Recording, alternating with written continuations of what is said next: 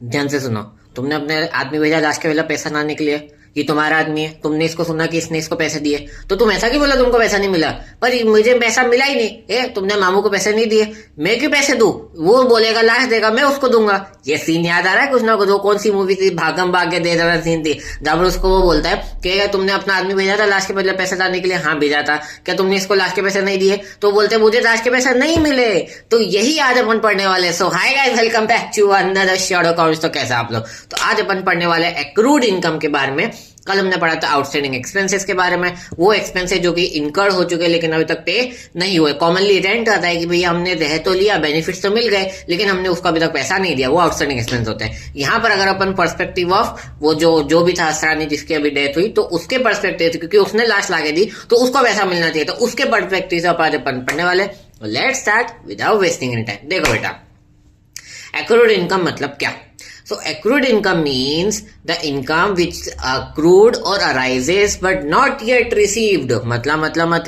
मतलब ये कि आपने अपनी सर्विसेज दे दी है लेकिन आपको अभी तक उसका पेमेंट नहीं मिला है। एक्रू हो चुका है। एक्रू कब होता है? जब आप अपनी सर्विसेज देते हो। सर्विसेज दे दी है लेकिन आपको उसका भी पैसा नहीं मिला है। यू नो कि आपको उसका पैसा मिलेगा। उसको असरानी को पता था कि लाश के बदले उसको उसका पैसा मिलने वाला है, लेकिन वो उसने लाश भी दे दी थी, लेकिन उसका अभी तक एक्रूड इनकम उसको अपन बोलेंगे क्योंकि उसने लाश दे दी लेकिन पैसा नहीं मिला। पर इसका मतलब ये नहीं कि नहीं मिलेगा, मिलेगा बट बाद में मिलेगा। करेक्ट। सो एक्रूड इनकम का मतलब होता है एक्रू हो चुकी है, तभी तो नाम रखा है एक्रूड इनकम। एक्रू हो चुकी है बट अभी तक रिसीव नहीं हुई है। इसी को एग्जाम्पल को अपन ले लेते हैं ना बाद में। उसने बोला लाश के पहले तुमको पैसा लाने का था, तो उसने बोला मैं क्यों पैसे दूं? तो पैसे देने तो थे उसको, क्योंकि असरानी ने लाश दी थी तो उसको पैसे देने थे उसको, जॉनी लीवर को, पर उसने पैसे नहीं दिए, तो वो हो गई उसके लिए, असरानी के लिए एक्रूड इनकम। इसका एक रियल लाइफ एग्जांपल लेते हैं ना यार।